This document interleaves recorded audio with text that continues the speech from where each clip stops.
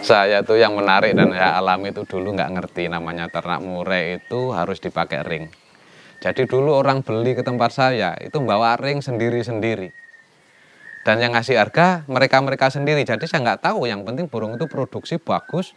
Orang tuh sampai berapa kali balik ke sini bawa ring sendiri-sendiri. Itu yang kenangan saya yang saya ingat jadi lucu.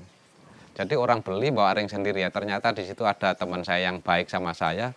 Burung yang dari sini, meskipun ring orang lain, di situ ketahuan burung itu juara semua. Khususnya yang lari ke BSD, Kelapa Gading, yang ke Bandung, ke Banten itu banyak yang juara. Karena kenapa saya tahu? Karena banyak yang telepon ke rumah saya bahwa burung yang dari sini, Cakra 54 juara di sini. Nah disitulah saya tuh sampai dulu tuh nggak ngerti bahwa ternak itu harus pakai ring. Ternyata orang beli ngantongin ring sendiri-sendiri. Itu aja yang saya ingat.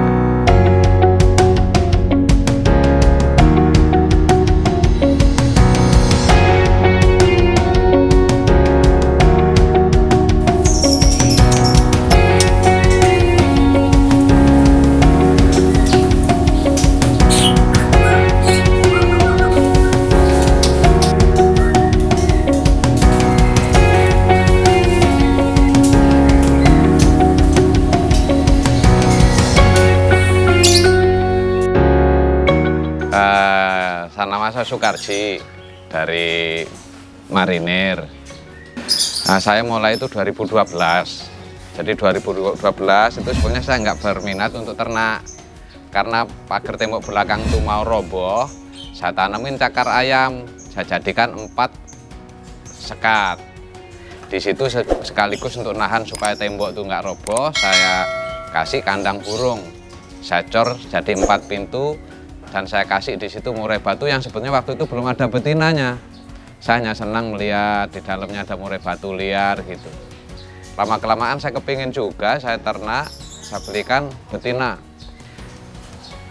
Yang saya betina mahal yang dari terahnya petir.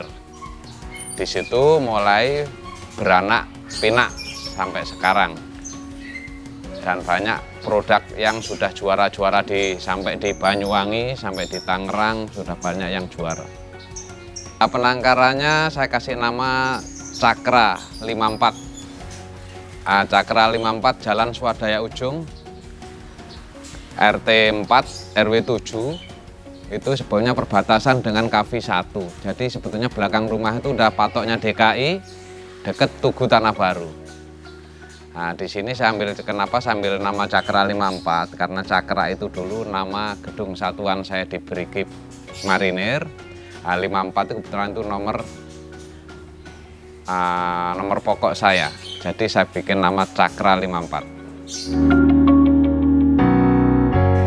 Pak, kenapa Bapak tertarik menangkapkan murai batu, Pak, dibandingkan burung yang lain? Apa sih, Pak, motivasinya, Pak? Salah satunya itu saya memang hobi berat dulu sama murai batu. Dari awalnya saya suka murai batu dan dulu punya banyak juara yang namanya Ken yang sangat terkenal itu sebetulnya punya saya. Itu yang sering bawa kontes ke lapangan orang lain. Di situ saya punya minat untuk beternak murai batu yang sebetulnya bukan untuk bisnis. Hanya ingin mengembangbiakkan murai batu, di samping warnanya juga indah, ditontonnya enak, ekornya panjang, suaranya pun bagus. Dan ternyata nilai-nilai ekonominya belakangan ada lumayan gitu. Nah, saya hanya punya 16 kandang ya, 16 pasang di belakang itu. Itu bahorok, terdiri dari bahorok, Aceh Tangse, dan burung-burung yang kelas juara yang saya tangkar. Kenapa saya yang mahal-mahal, memang nilai jualnya saya termasuk paling mahal punya saya, karena saya mengingat pembiayaannya pun sama. Burung mahal, burung murah pun makannya sama, perawatan sama, capeknya sama. Tapi kalau sekalian yang kita tangkar itu burung-burung yang punya kelas, punya nama, punya terah bagus, di situ nilai ekonomisnya pasti berbeda. Menurut saya begitu. Awalnya itu hanya 4 pasang, itu pun nggak semuanya ada betinanya, mungkin ada 2 pasang. Karena dulu saya masih sering pergi ya kegiatan di militer, akhirnya saya mulai fokus tahun 2014. Tahun 2014 itu godaannya sangat banyak sekali, banyak dicolong maling. Jadi di situ godaan pertamanya hampir saya menyerah, karena maling itu sampai bobol tembok, itu sulit ngatasnya. Berikutnya setelah berkembang biak, saya pakai CCTV, pakai pagar yang sangat rapat, yang sangat ya agak menghambat lah untuk dicuri orang lagi gitu. Ya anggapan saya itu sudah aman, tapi bagi orang yang punya profesi mencuri ya itu sangat mudah. Karena saya selalu berprasangka baik, ternyata ya digembok pun gemboknya hancur. Saya piara anjing pun anjing nggak berkutik. Ya akhirnya karena saya masih diberikan semangat oleh istri saya, nggak usah menyerah dengan kehilangan beberapa burung. Akhirnya saya kembangkan lagi, dan dari situlah saya tidak mengira bahwa produksi saya banyak dan mahal. Orang beli mahal, orang yang ngasih harga itu orang lain. Pertama saya nggak ngerti harga murai batu itu berapa, saya nggak ngerti. Saat itu yang ngasih harga itu orang lain. Jadi ya sudah, silahkan aja ambil. Dan saya belum ngerti waktu itu ada ring atau bagaimana. Akhirnya saya sama teman-teman dikasih tahu harus pakai ring, karena udah banyak yang juara di luar yang burung dari saya. Akhirnya saya pakai ring Cakra 54 itu. Nah, bagaimana waktu itu kan Bapak kan sibuk juga ya Pak, masih dinas di militer juga ya. Bagaimana membagi waktunya Pak, untuk menangkapkan juga, dinas juga?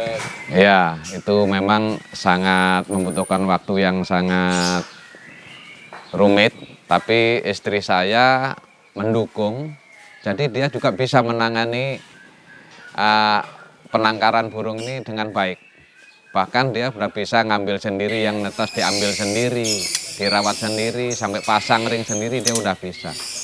Nah, dibantu juga anak saya sambil kuliah. Ya sisa-sisa waktu itu aja saya tanganin bertiga.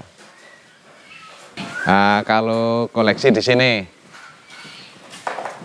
ini burung-burung trotol yang terah juara di sini semua. Ini yang sudah dipilih, yang terah juara. Kebanyakan memang sudah juara. Nah, saya juga heran, ternyata orang lain yang bisa membuat burung saya juara, karena saya belum bisa mencetak juara dari rumah saya, karena saya merawatnya banyak sekali. Kalau mungkin orang lain beli beberapa ekor dirawat bisa juara, ya mungkin wajar lah. Nah, di situ lari ke sini. Ini yang sudah dipilih untuk terah betina juara. Terah betina juara, dan ada beberapa yang ternyata itu keluar blorok. Saya nggak tahu bagaimana ceritanya. Ternyata di situ ada yang keluar beberapa blorok. Dan sekarang yang blorok masih saya tahan, tidak ada yang saya keluarkan kecuali yang sudah diambil orang Purwakarta itu dengan harga yang sangat tinggi. Blorok putih sangat bagus. Di sini masih ada beberapa blorok, dan yang saya sudah tangkar di belakang itu ada 2 pasang terah blorok. Jantannya blorok, betinanya blorok. Di samping burung-burung yang kelas juara atau ekor panjang pun hanya 23 cm paling panjang. Saya nggak punya burung ekor panjang, mahal.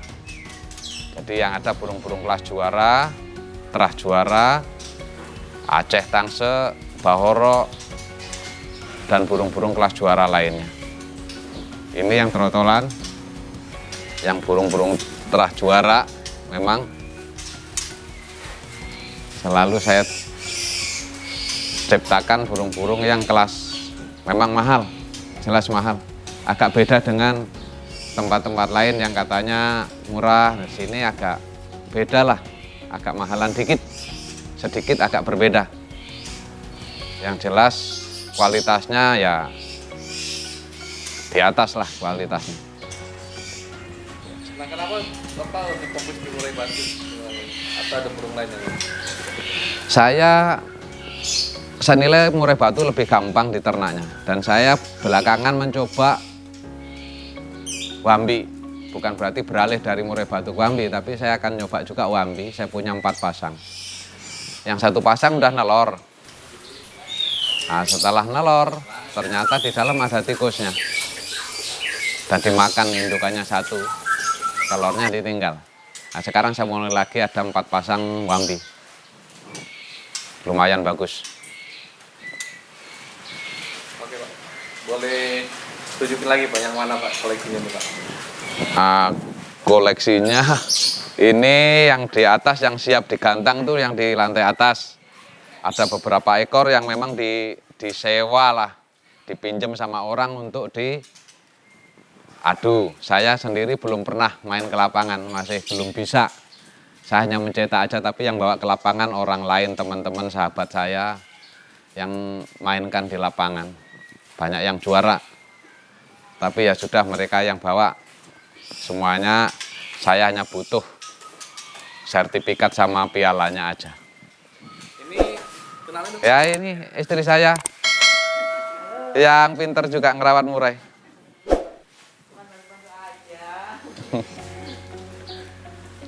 Gimana Bu dukungannya Bu terhadap penangkarannya Bapak?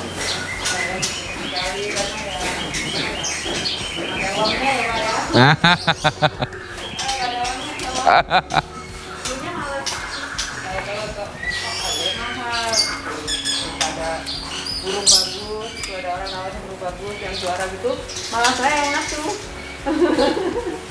Bapaknya kurang kalau ada yang burung juara, kalau yang begini gitu saya yang mau beli. Nah, apa kesulitannya Ibu waktu mulai merawat apa? Waktu Mainannya Ibu nih. Apa ya? sebetulnya nggak bisa pergi bareng. Jadi selama ternak ini kemana-mana nggak bisa pergi bareng. Karena terikat waktu kan kalau habis menetas gitu 1 jam sekali ininya. Matanya 1 jam sekali. Paling bisa pergi kalau deket-deket aja 1 jam, 2 jam gitu. Kayak punya anak kecil Ibu ya? Iya, kayak baby. Oke, nanti kita sesi Ibu langsung. Pak, sekarang boleh ini Pak, apa kandangnya gimana nih? Kandangnya ya sederhana aja, tapi memang sejuk. Ini kandang ternak saya. Tuh, ini burung-burung juara yang namanya galung. Tuh, ini di sini sepanjang itu, panjang sana sampai sana itu murai batu semua, yang kelas-kelas semua. Nah, itu kalau yang tertutup itu ada berapa kandang tuh saya mau mencoba wambi. Ternyata memang mau nelor, wambi saya mau nelor. Cuma netesnya belum, kapan nggak tahu berapa hari. Ini masih murai semua. Kalau wambinya baru nelor.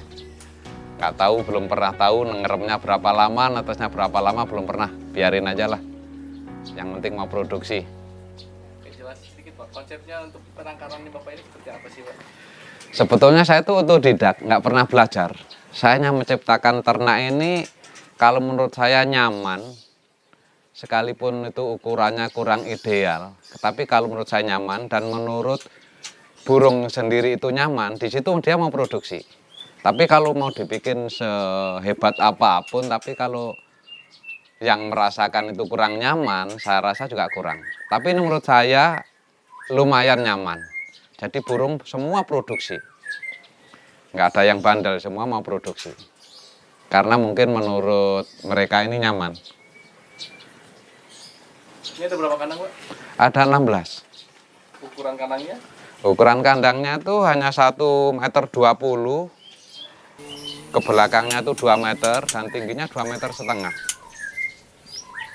Sebetulnya bisa ditinggikan, cuma saya dari awalnya memang saya 2,5 tingginya. Sebetulnya bisa lebih tinggi, katanya lebih bagus. Tapi ternyata 2,5 pun mau produksi dengan baik. Yaitu tadi yang penting mungkin nyaman buat si burung itu sendiri. Gitu. Ya kalau menurut saya tingkat kompetisinya memang lebih tinggi sekarang dan penangkarnya sangat banyak. Jadi yang saya lakukan di sini, saya beternak burung yang betul-betul berkualitas. Jadi saya bisa bersaing di sisi kualitas. Saya nggak perlu banyak. Yang penting burung yang saya ternak ini semua telah juara. Jadi bisa bersaingnya saya hanya di kelas kualitas. Kalau banyak mungkin saya kalah besar dengan yang lain. Tapi saya akan pertahankan dengan burung-burung yang berkelas di Cakra 54 ini. Saya percaya nanti setelah pandemi kayaknya juga masih banyak yang memerlukan. Ini sepi, agak sepi karena mungkin masalah pandemi aja tuh, Mas. Waktu itu kesulitannya apa, Pak? Waktu Bapak mungkin namanya penangkapan. Kalau kesulitannya menurut saya tuh kesulitannya tuh hanya dulu masalah keamanan. Kalau kesulitan masalah breedingnya itu nggak pernah macet ini punya saya. Cuma kesulitannya itu masalah dulu waktu. Kedua masalah keamanan, banyak dibobol maling. Mungkin yang dibobol maling burung-burung saya yang juara itu udah saya kalkulasi itu ya seharga Innova 1 habis. Sampai saya sebenarnya mau menyerah, tingkat kesulitannya di situ. Kalau kesulitan masalah teknis breedingnya kayaknya nggak ada, kalau murai itu sangat gampang. Hanya masalah keamanan dulu. Sekarang alhamdulillah sudah sulit kalau mau masuk ke tempat ini agak sulit. Itu CCTV di mana-mana dan besinya banyak. Nah, bagaimana Bapak menciptakan ruangan ini terlihat nyaman ya? Ini nyaman banget ya Pak kalau kita di dalam ya. Apa sih yang Bapak pikirkan waktu itu ya? Ya sebetulnya saya hanya sekaligus untuk hiburan di rumah, untuk membuat suatu situasi nyaman, kerasan gitu di rumah, hobi yang menghasilkan dan untuk menikmati ya masa-masa pensiun. Jadi saya ingin nyaman di taman ini dan sekaligus bisa menikmati suara-suara burung murai batu sehari-harinya. Memang saya ciptakan untuk nyaman juga buat manusia dan buat piaraan saya. Ya, dulu saya awalnya itu ngambil langsung dari asalnya sana. Dari Medan itu saya ngambil sama orang sana itu 16 ekor. Itu jantan semua dan burung kelas semua. Dan saya memang agak ngerti murai batu. Akhirnya memang banyak teman saya yang lihat ke sini banyak yang nawar mahal. Setelah ditawar mahal itulah saya penasaran, malah nggak saya jual.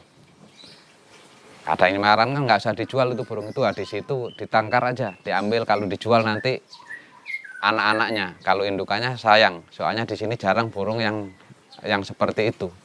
Saya ngambilnya memang burung-burung waktu itu 2 kali. Yang pertama 16 ekor. Dan itu saya seleksi. Dan sekarang pun tiap saat saya seleksi. Dan kalau ada saya burung juara di lapangan tiba-tiba dijual. Yang di rumah ini sebetulnya semua bagus, tapi tetap saya reshuffle, saya ganti yang lebih bagus. Tiap ada yang lebih bagus, mahal, saya ganti. Jadi semakin ke depan, ini kayaknya semakin banyak juara dari terah. Soalnya saya sering dapat burung-burung bagus, kalau di lapangan bagus dijual, saya beli. Dan di sini yang agak kurang bagus, pasti saya ganti. Sebetulnya Anda bagus, tapi kan bagus itu buat saya paling bawah. Ada yang lebih bagus dan yang paling bagus. Dan saya pengen yang paling bagus saya tangkar, mahal nggak apa-apa. Di samping saya puas juga orang mau beli ya syukur. Enggak ya saya bisa menikmati kualitas burung itu dengan baik. Oke. Pak, melihat perkembangan murai batu saat ini, Bapak itu melihatnya seperti apa sih Pak? Lihat perkembangannya, penangkaran sekarang semakin banyak. Dan semakin banyak dan bersaing di harga sangat berat. Karena di tempat lain tuh murai itu sangat murah.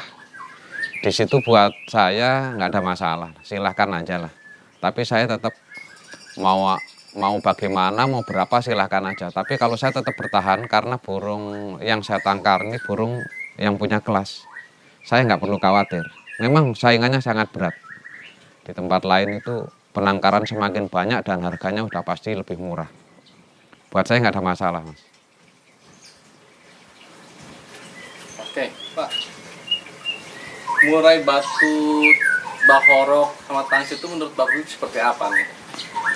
Kalau bahorok saya punya ada ekor Bahorok itu memang bagus di kelasnya, bagus untuk jenis Medan itu. Tapi kalau yang tangse itu Aceh itu ada, tapi tidak semua, tidak banyak lah. Saya hanya punya beberapa pasang. Itu pun yang burung tangse, Aceh tangse juara. Dan Aceh tangse itu bukan yang katanya Aceh yang ekor hitam itu, bukan. Tapi ya ekor putih, tapi memang kelasnya setaraf dengan Bahorok. Bahkan itu yang di sini punya saya yang tangse itu kelasnya di atas Bahorok. Udah juara beberapa kali. Oke, Pak. Harapannya seperti apa sih untuk penangkarannya Bapak, untuk perkembangannya murai batu seperti apa ke depannya? Ya saya hanya berharap ya murai batu yang ditangkar ini tidak ada masalah seperti perubahan, perizinan dan lain-lain lah. Kalau sekarang kan ternak murai batu itu, piara murai batu masih bebas. Jadi saya berharap untuk mengembangbiakkan itu sejenis burung-burung asli Indonesia itu, saya berharap itu tidak ada peraturan-peraturan yang memberatkan. Tapi untuk peternak yang lain, saya berharap saya lebih banyak penangkar, saya lebih senang karena di sini termasuk melestarikan burung-burung hasil dari Indonesia sendiri. Saya lebih senang kalau banyak penangkar. Berarti burung-burung yang kita yang di hutan yang sering kebakaran itu nggak punah.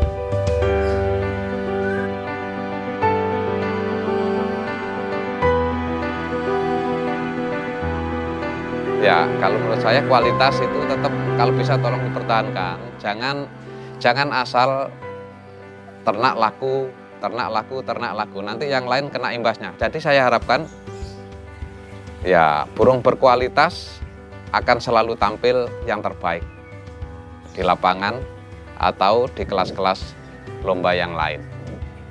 Itu aja buat saya. Jangan takut harga bersaing ya. Oh, kalau harga saya nggak takut bersaing, sama sekali nggak.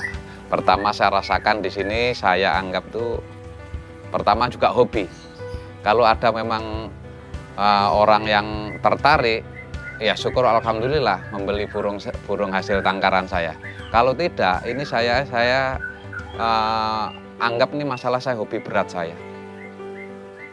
Istilahnya hanya hobi yang tidak menghabiskan biaya, karena ya yang biayain dari burung itu sendiri kalau menurut saya. Karena burung itu ya burung-burung yang punya kelas, saya nggak akan khawatir saya untuk nggak laku.